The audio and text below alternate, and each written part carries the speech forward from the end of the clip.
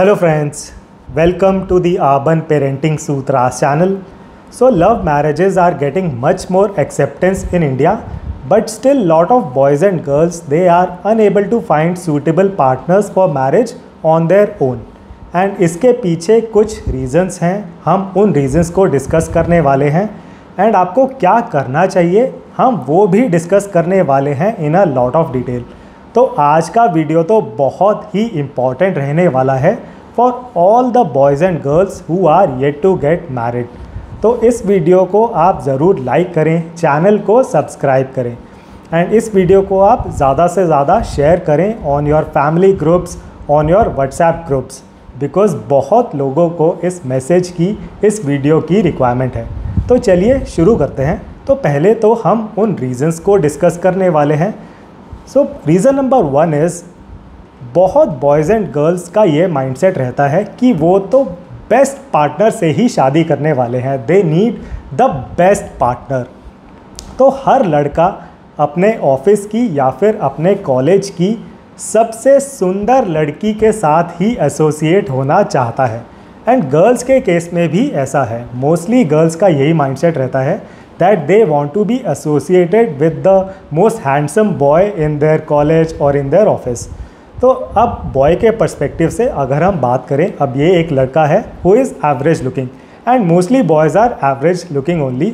तो ये average looking लड़का है, अब वो प्रपोज कर देता है to the most beautiful looking girl in his college and अब नेचुरली बहुत हाई चांसेस हैं that this boy will get rejected by the most beautiful girl in the college and अब इस लड़के का कॉन्फिडेंस टूट जाता है।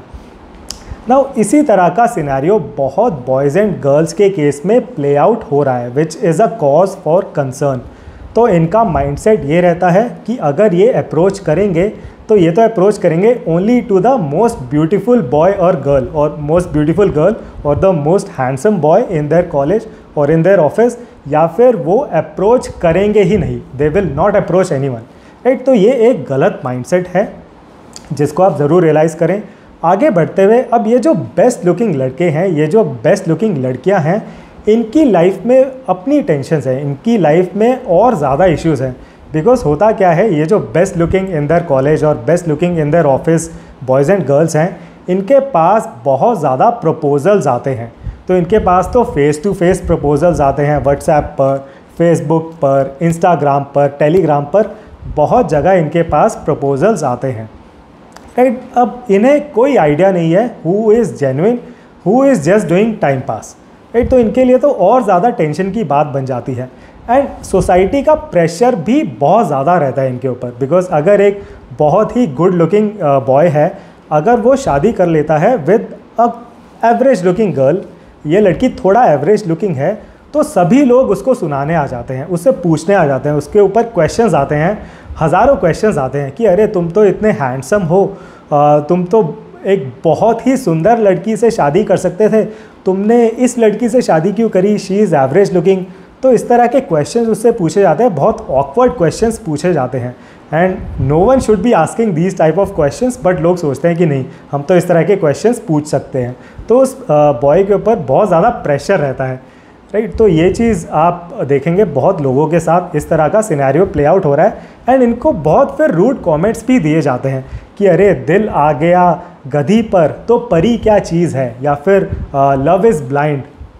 राइट, तो इनकी लाइफ में बहुत ज़्यादा टेंशन है, ये जो best looking boys and girls हैं। आगे बढ़ते हुए नेक्स्ट रीज़न इज़ बहुत बॉयज़ एंड गर्ल्स का एक गलत माइंडसेट भी रहता है एंड आई डोंट नो कहाँ से ये लोग इस माइंडसेट को सीख जाते हैं। Either they get enamoured by celebrities और they get enamoured by movies. तो स्पेशली बॉयज़ के केस में ये ज़्यादा रहता है इस तरह का माइंडसेट।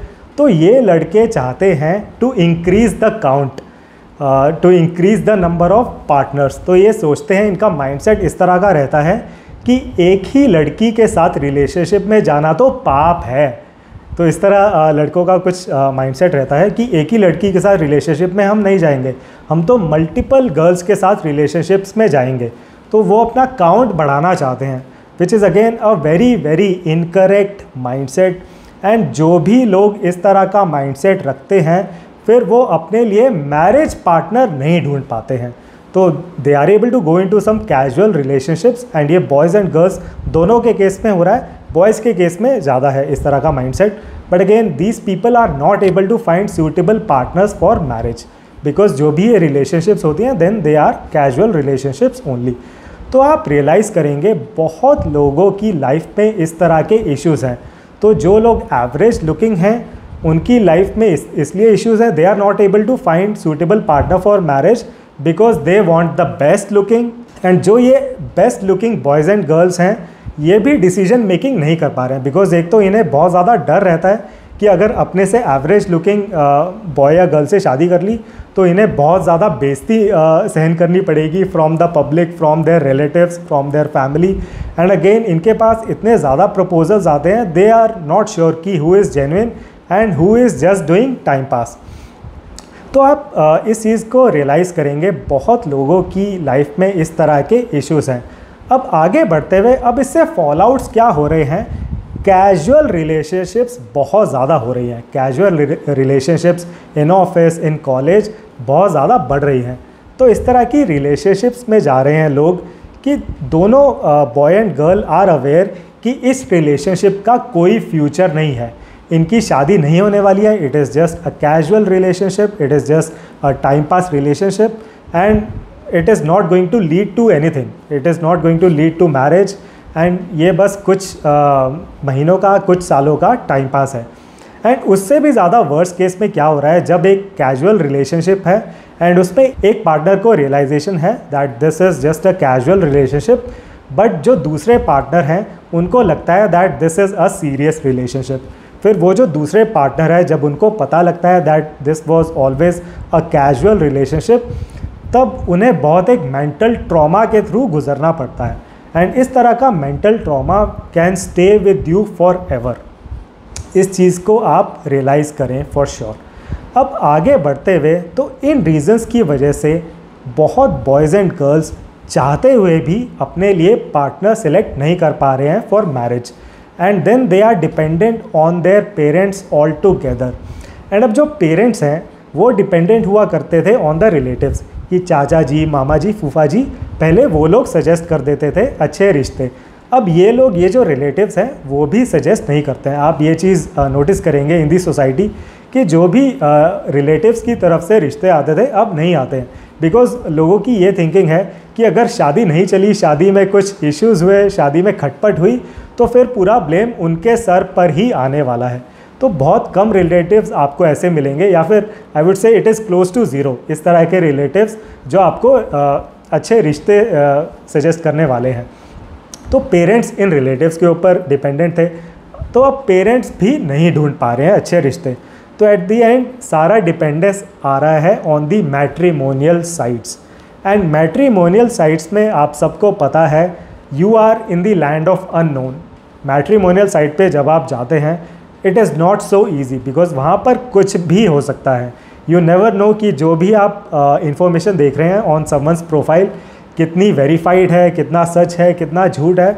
आपको बहुत ज़्यादा जासूसी करनी पड़ती है to ensure that the information in the profile is valid. तो मेरी तरफ से क्लियर रिकमेंडेशन ये रहेगा, recommendation number 1, try to marry an equal partner. देखिए, अगर आप एक एवरेज लुकिंग बॉय या गर्ल है और आप एक एवरेज लुकिंग पार्टनर से ही शादी कर लेते हैं तो आपकी शादी विल बी झकास, बिकॉज आप दोनों को फिर एक फीलिंग ऑफ सेटिस्फैक्शन रहने वाली है that okay my spouse is like me, my spouse is not someone who is much better than me और my spouse is not worse than me.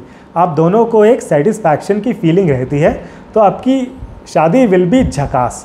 And I would suggest, जब भी आप किसी के साथ रिलेशनशिप में हैं, do not look for 100% match.